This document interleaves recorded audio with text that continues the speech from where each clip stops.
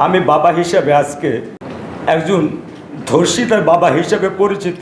ভবিষ্যতে কি আর কোনো রামিসা এরকম ধর্ষিত হয়ে মাথা খণ্ডিত হয়ে ক্ষত বিক্ষত হয়ে আরও হাজার হাজার রামিসা ক্ষত বিখণ্ডিত হয়ে আমাদের রাস্তায় পড়ে থাকবে? আবার যদি বলবি যে বাস্তবায়ন কিছু সরকারি করবে, আমার কাছে তা মনে হয় না। আমি খুব মূর্খ একজন মানুষ। আমার কাছে মনে হয় যে সমাজের নাগরিক হিসেবে আমাদেরও কিছু দায়িত্ব আছে। সে সঠিক দায়িত্বগুলো যদি আমরা পালন না করি, তাহলে এক ফ্ল্যাটের এক দরজা থেকে এক দরজার দূরত্ব হচ্ছে 3 ফিট। এই 3 ফিটের ভিতরে আমরা একটা শিশুকে নিরাপত্তা দিতে পারি না। নিশ্চয়ই সরকার এই 3 ফিটের নিরাপত্তা দায়িত্ব নেবেন না। সেখানে আমাদের পরিবার, এক পরিবার থেকে আরেক পরিবারের পারিবারিক সম্পর্ক, পরিচিতি এবং সৌহার্দ্যপূর্ণ সম্পর্ক যদি আমরা তৈরি না করতে পারি, তাহলে এরকম মনে হয় আরও হাজার হাজার রামিসা ক্ষত বিখণ্ডিত হয়ে আমাদের রাস্তায় পড়ে থাকবে, আর এই নরপিশাচরা তাকে খণ্ড বিখণ্ডিত করবে। আমি বাবা হিসেবে আজকে একজন ধর্ষিতার বাবা হিসেবে পরিচিত। এটার দায়ভার কি আমি নেব, না সমাজ দেবে, না রাষ্ট্র নেবে? আমি জানতে চাই, আমি এটা জানতে চাই, এই দায়িত্ব কে নেবে? এই দায়িত্ব কি আমার অবহেলা, সমাজের অবহেলা, না রাষ্ট্রের অবহেলা? আমি আজকে খণ্ড বিখণ্ডিত আমার সোনার টুকরার সন্তান, তার দায়িত্ব কে নেবে? আমি কি তার জন্য দায়ী, না কে দায়ী? আমাদের এই জন্য ভবিষ্যৎ প্রজন্ম রক্ষা করবার জন্য আমাদের কি করণীয় প্রয়োজন? হয়তো বা আমার প্রতি আপনারা বিরক্ত হতে পারেন বা মনক্ষুণ্ণ হতে পারেন। আপনারা আলাপ করবেন, আলোচনা করবেন, সমস্যার সমাধান বের করবেন, কিন্তু সত্যিকারে কি কোনো সমস্যার সমাধান চলে আসবে? ভবিষ্যতে কি আর কোনো রামিসা এরকম ধর্ষিত হয়ে মাথা খণ্ডিত হয়ে ক্ষত বিক্ষত হয়ে বাপ মার বুকে সারা জীবনের জন্য ক্ষত বিক্ষত হতে দেবেন?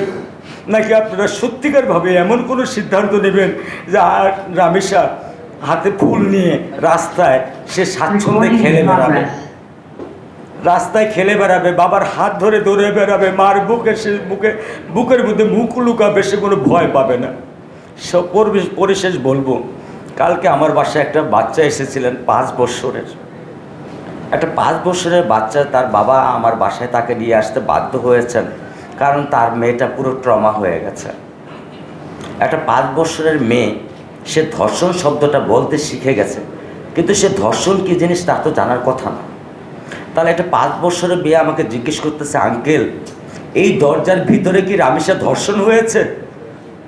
আজকে তার মা তাকে ছাড়তে চায় না, আর সে তার মার আঁচল ছাড়া টয়লেটে যেতে পারে না। এ হচ্ছে আমাদের আজকে বাংলাদেশের বাচ্চাদের বর্তমান মনের অবস্থা।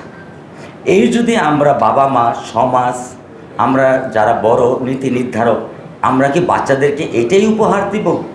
আমরা কি এই উপহার দেওয়ার জন্যই আমরা শিক্ষিত জাতি?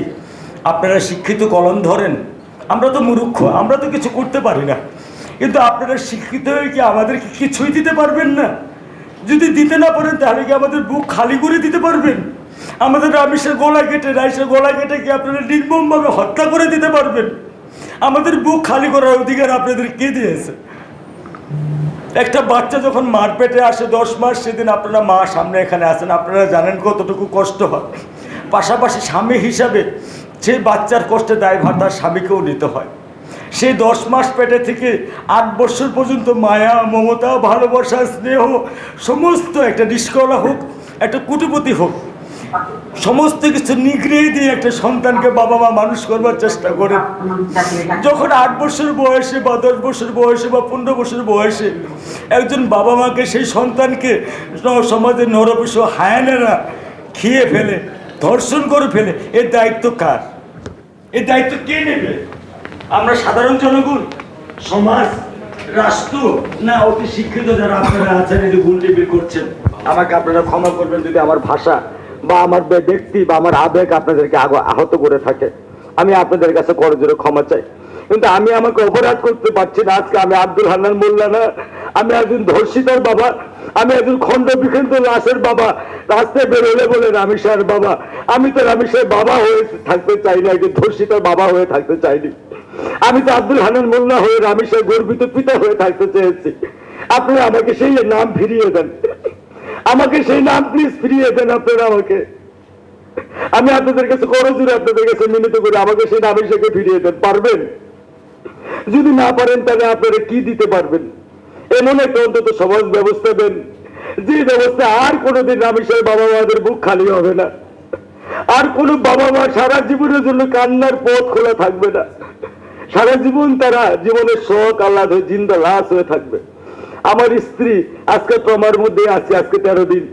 সে কি বলে, কোথায় যায়, কিভাবে যায়, তাকে প্রতিনিয়ত আমাকে টেক কেয়ার করতে হয়। সে পাগলের মতো হয়ে গেছে।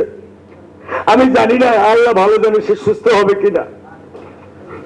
আমার আরেকটা বাচ্চা আছে, আমি এখন তাকে নিয়েও খুব ভয়ে ভীত এবং শঙ্কিত।